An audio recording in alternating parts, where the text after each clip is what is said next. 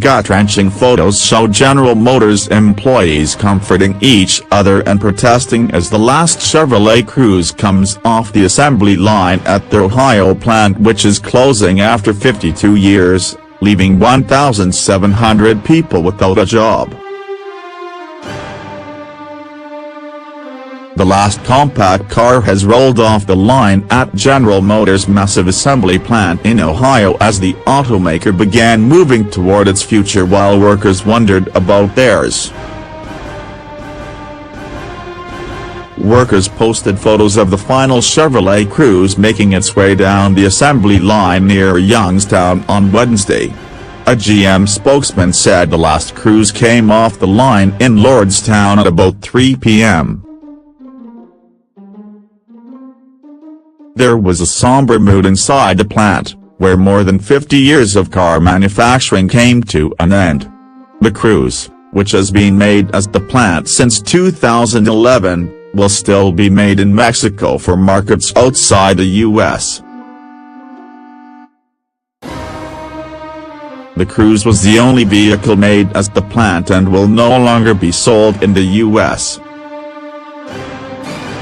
GM is eliminating all 1,700 hourly positions, perhaps for good, at the factory, which is the first of 5 North American auto plants that it intends to shut down by early next year. The plant closings are part of a major restructuring for GM, which plans to shed as many as 14,000 workers and shift its focus to making trucks, SUVs and electric and autonomous vehicles. Signs with sayings such as "Save this plant" were scattered outside the plant where about 100 workers gathered to say goodbye in the cold. "It's frustrating," said Jeff Nance, who has worked at Lordstown for 17 years. "I'm angry and bitter. Watching that last car go by was a kick in the gut."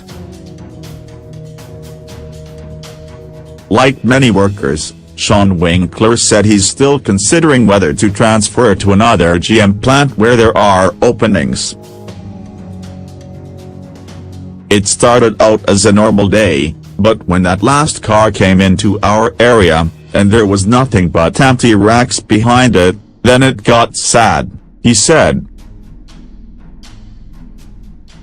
1112 President Dave Green said he took an emotional walk around the factory floor during the final shift. "People were crying, they're frustrated and they feel like they've done everything right," Green said. The claimed in a recent federal lawsuit that its existing contract prohibits GM from idling plants. Green has urged workers to remain hopeful, saying their fate will ultimately be decided at the bargaining table. The US national contract with GM expires in mid-September. President Donald Trump and a coalition of Ohio lawmakers have been pressuring the automaker to find a way to bring new work to the plant, which employed 4,500 people just 2 years ago but has been down to one shift since last summer. Trump has shown a particular interest in the Lordstown plant, singling it out as one he wants to stay open. "It's an area of the state that will be important to him in the 2020 election, and it's where he told supporters at a rally last year that manufacturing jobs are coming back." Company President Marcus said in January that GM is looking at a lot of different options for the plant, but it hasn't decided whether Lordstown could get a new vehicle. GM can operate a plant with a slow-selling vehicle like the Cruze, and have enough money to invest in the future, he said.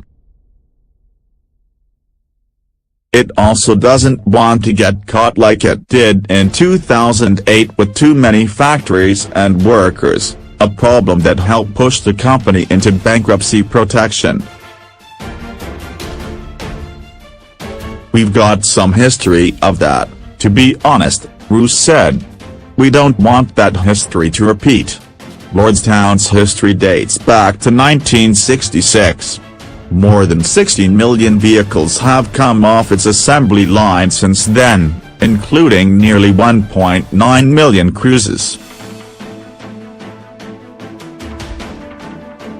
The automaker has said most of its blue-collar workers whose jobs are eliminated in the U.S. will be able to transfer to plants in the Midwest and South. The other plants slated to close this year are assembly plants in Detroit and Oshawa, Ontario, and transmission plants in Warren, Michigan, and near Baltimore.